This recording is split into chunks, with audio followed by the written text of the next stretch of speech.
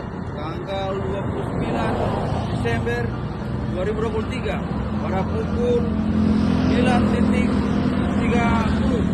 kita ini melaporkan situasi terkini di seputaran Pos Pampauo.